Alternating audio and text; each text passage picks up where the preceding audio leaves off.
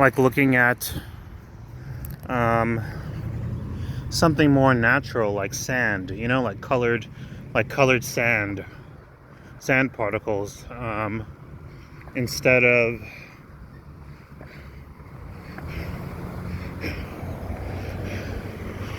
having to look at something that's quite so harsh on the eyes. I mean, this is just coming from someone who works in IT, who has to like handle these devices all the time. I feel just like a great deal of brain drain when I work with them. And so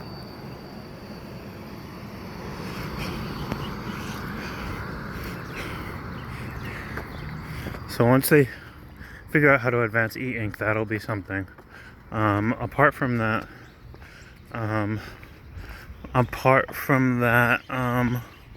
what is it called? I mean, apart from that, there's ordinary stuff that's coming out, like thought-to-text message technology should be out around 2025, 2026, where you can just think what you want to type and what you want to say. And that'll be a relief, even though obviously anytime you're wearing a device that is able to essentially read your thoughts, that'll be an issue with privacy. We've got some people that come and feed the cats.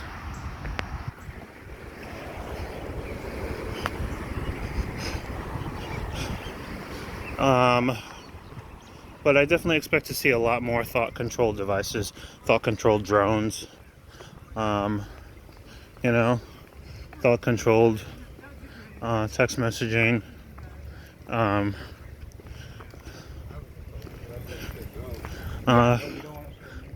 thought-controlled gaming. All that stuff is like kind of on the horizon.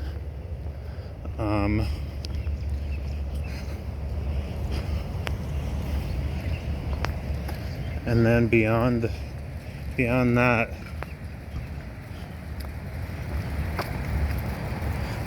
is stuff like, how do you say,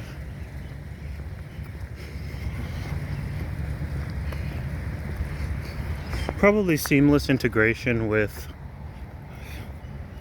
our computers, like, what is it called,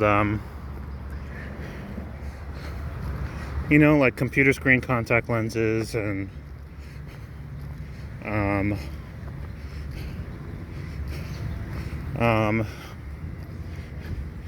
interfaces that make interacting with our computers and our cell phones seamless. There's Neuralink, like this kind of stuff. That's what's on the horizon in the next,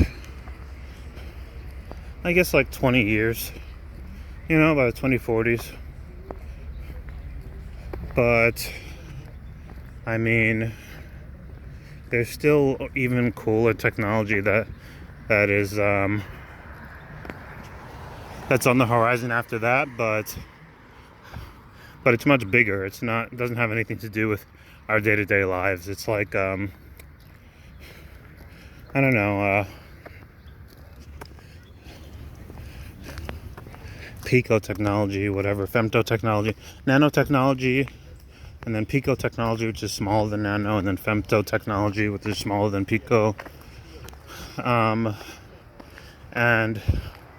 being able to use nanomachines inside our bodies to do things like fight infections and administer drugs, administer medications, using robots that can go and do things and then self-destruct, just like dissolve after a period. That kind of stuff's on the horizon. But the most fascinating thing, I don't think that I'll be around for, and that is it's something called Claytronics. And we're not supposed to really see Claytronics until close to the next century, unfortunately. Claytronics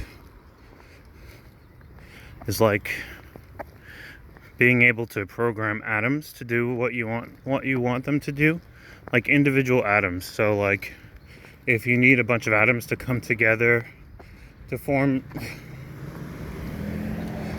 into a house or a tree or a dog, or I don't know, a walkway, or clothing, or literally anything. That's what Claytronics is. It's basically technology that'll make it so that we can do things like raise the dead, or create fully living sentient beings from dust.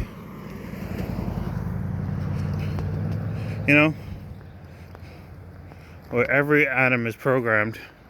And I feel like once we can do that, then it'll probably bring into question the programming for our own DNA. And if we can do that, we probably might be able to figure out why our genetics is the way it is, and why the coding works the way it does.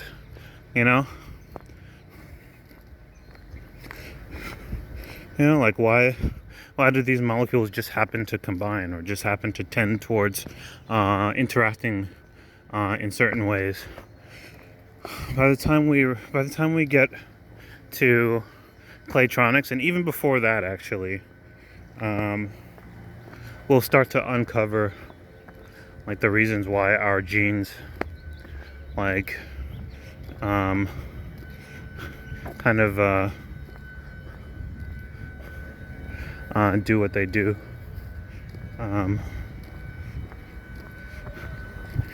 And so that'll be pretty insane, actually. So all this stuff is on the horizon, but meanwhile, I don't know. We're kind of here just counting the numbers on the iPhone. It's like, okay, iPhone 8, iPhone 9, iPhone 10, iPhone 11. And so, like once you start to like look into and like nerd out about what's the technology that's on the horizon, it can be a little bit dull,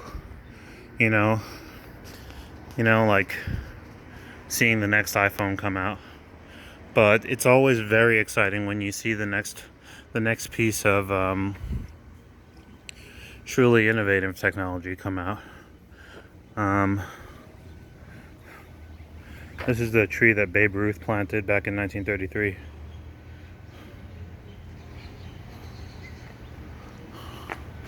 Just totally random plug. But I walk past it all the time, and I haven't featured it in any of my videos, so I thought I might at least might mention it. You know about this? Babe Ruth planted this tree? One of the cab drivers here told me about it. Yeah, back in 1933. Yeah, all the trees have little signs. Oh, you know about it? Okay. Someone local told me. Like, I'm new here, so. I'm very local, but we're just from California. All right, guys. Gonna wrap things up right here at Banyan Mini Mart. Take care, everyone.